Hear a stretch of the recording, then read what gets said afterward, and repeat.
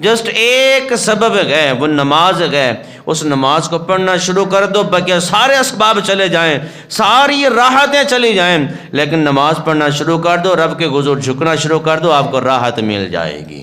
میری آج کے جمعۃ مبارک کی بابرکت ساعتوں میں گفتگو کا موضوع ہے نماز کے فضائل اور مسائل۔ اللہ رب العالمین نے پاک کلام کے اندر ارشاد فرمایا، ان الصلاۃ تنہی عن الفحشاء والمنکر، بے شک نماز بری باتوں سے، برے کاموں سے، بری عادتوں سے روکتی ہے۔ یہ حقیقت بات ہے کہ نماز ایسا نسخہ ہے، نماز ایسا وظیفہ ہے، نماز ایسی کمال کی چیز ہے کہ جب بندہ اس کو صحیح طریقے سے ادا کرتا گئے، جو اسلام نے ہم سے تقاضا کیا ان تقاضوں کے مطابق اترتا گئے، تو یہ نماز بندے کو کبھی بھی گناہوں کی طرف نہیں جانے دیتی۔ لیکن دیکھنے میں آیا کہ نماز پڑھنے والے گناہوں کی طرف بھی جا رہے ہوتے گئے، رب رسول کے نافرمانی کی طرف بھی جا رہے ہوتے گئے۔ اس کی ریزن کیا ہے، اس کی وجہ کیا ہے؟ سب سے پہلی وجہ اور سب سے بڑی وجہ یہ ہے کہ جس طریقے سے نماز پڑھنے کا تقاضا اسلام رب رسول نے ہم سے کیا، اس طریقے سے ہم نماز نہیں پڑھتے۔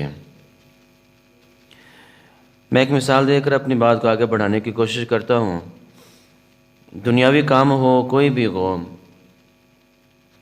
اس کو کرنے کے لیے پہلے اس کو سیکھنا پڑتا ہے، پھر اس کام کو کرنا پڑتا ہے، یا پھر کوئی مشینری ہو، اس کو چلانے کے لیے پہلے اس کو آپریٹ کرنا یا کسی آپریٹر سے سیکھنا پڑتا ہے، پھر اس مشین پر کھڑے ہونا پڑتا ہے۔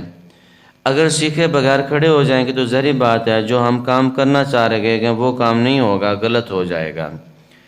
تو نماز بھی ایک ایسا وظیفہ اور ایسا نسخہ ہے، اس کو ادا کرنے کے لیے اسلام نے ہمیں کچھ طریقے بتائے ہیں۔ اگر ان طریقوں کے مطابق ہم نماز ادا کرتے ہیں، رب رسول کے سامنے جھک جاتے ہیں، تو یہ نماز حقیقی طور پر ہمیں برے کاموں سے روکے گی، بری باتوں سے روکے گی، بری عادتوں سے روک دے گی۔ اگر اللہ کے حضور جھکنے سے پہلے آداب نہیں سیکھیں گے، مسائل نہیں سیکھیں گے، تو یہ نماز ہمیں گناہوں سے نہیں روک سکتی، کیونکہ گناہوں سے روکنے والی حقیقی نماز وہ ہے جس کو پڑھنے سے پہلے ہمیں سیکھنا چاہیے تھا، ہم سیکھے نہیں۔ ہم دنیاوی کام کرنے سے پہلے سیکھتے ہیں، لیکن رب رسول کے حضور جھکنے سے پہلے ہم رب رسول کے آداب کیوں نہیں سیکھتے؟ اللہ کی عبادت کرنے کے لیے اللہ کی عبادت کے آداب اور طرق ہم کیوں نہیں سیکھتے؟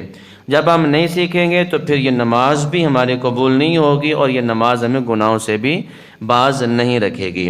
اگر صحیح طریقوں سے سیکھ کر اللہ کے حضور جھک جائیں گے تو رب بھی راضی ہوگا، رب کا رسول بھی راضی ہوگا، اور یہ نماز بھی ہمیں برے کاموں سے، بری عادتوں سے روک دے گی۔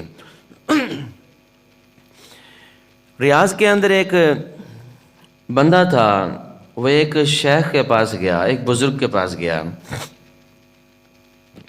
کہنے لگا حضور میرے پاس سب کچھ ہے، اسباب راحت سب کچھ موجود ہیں، اتنا کچھ ہونے کے باوجود پھر بھی مجھے راحت نہیں ہے، مجھے سکون نہیں ہے، اطمینان قلب نہیں ہے، میں پریشان سا رہتا ہوں۔ تو وہ شیخ کہنے لگے آپ میرے پاس آ تو گئے، اپنی بگڑی بھی سنا رہے ہو، دکھ بھی سنا رہے ہو، ذرا یہ بتاؤ کہ نماز بھی پڑھتے ہو کہ نہیں پڑھتے؟ اللہ کے حضور سجدہ بھی کرتے ہو کہ نہیں کرتے؟ اللہ کی تسبیح و تحلیل بھی کرتے ہو کہ نہیں کرتے؟ وہ بندہ کہنے لگا نہیں، میں نماز نہیں پڑھتا، میں رب کے حضور نہیں جھکتا۔ تو وہ شیخ کامل کہنے لگے کہ اسباب راحت آپ کے پاس موجود ہیں، وہ اسباب آپ کو راحت بالکل نہیں پہنچا سکتے. جسٹ ایک سبب ہے، وہ نماز ہے. اس نماز کو پڑھنا شروع کر دو، باقی سارے اسباب چلے جائیں، ساری راحتیں چلی جائیں، لیکن نماز پڑھنا شروع کر دو، رب کے حضور جھکنا شروع کر دو، آپ کو راحت مل جائے گی، آپ کو سکون مل جائے گا، اطمینان قلب مل جائے گا.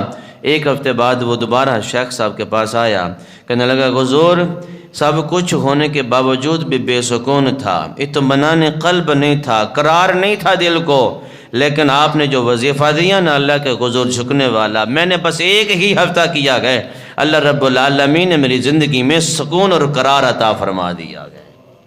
نماز ایسی چیز ہے، نماز ایسی چیز ہے، ایسا وظیفہ ہے، ایسا نسخہ ہے کہ اس کو صحیح طریقے سے ادا کرنے والا ایک تو اطمینان قلب کے اندر بھی آ جاتا ہے، سکون کے اندر بھی آ جاتا ہے، قرار میں آ جاتا ہے، بری عادتیں بھی چھوٹ جاتی ہیں. اگر اس کو صحیح طریقے سے ادا نہیں کریں گے تو پھر یہ ساری فائدے، ساری فضیلتیں ہمیں نہیں ملنے والی. اگر صحیح طریقے سے ادا کریں گے تو یہ ساری فضیلتیں، اطمینان قلب، سکون، یہ سب کچھ صحیح طریقے سے نماز ادا کرنے سے ہمیں مل جائے گا.